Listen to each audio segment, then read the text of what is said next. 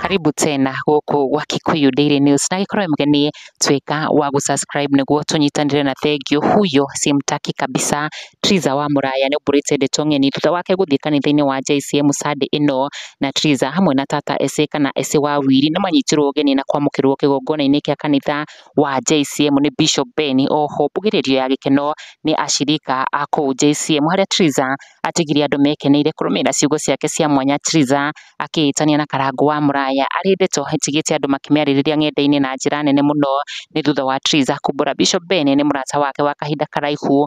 Oho ni gikeno giake finally kuri unite nake especially mathabahu-ini gikundi kinene kia mashabiki makingira miario ya Trizah. Oho na giko giake guthii kanitha-ini wa JCM amu wa kahinda Bishop Ben hamwe na Karangu Muraya matikoretwo makionana ruheni kurumira undu uria uhithuritio ari uthu watuthukire gatagati kao ni undu wa andu amwe guthukaniria mawira ma ambassadorio kambuni nene ya mutu guku bururi-ini. Na thutha wa gathenema gaka ga Trizah akiingira kanitha-ini wa JCM kurekererio ng'enda-ini gikundi kimwe ni makimenereirie giko gia Trizah makiuga ni uru ati Trizah ni kuhuthirwo arahuthika making wrong decisions.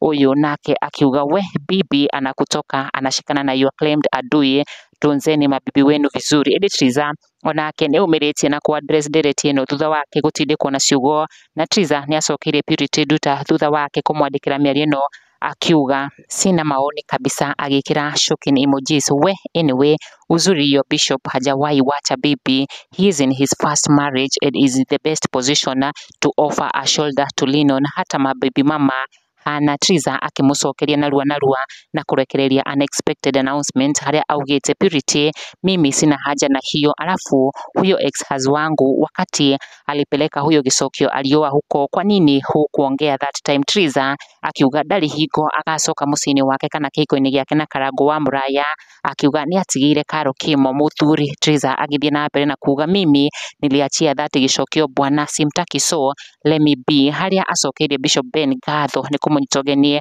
akimwira ni akenete. Kikuyu Daily News, subscribe.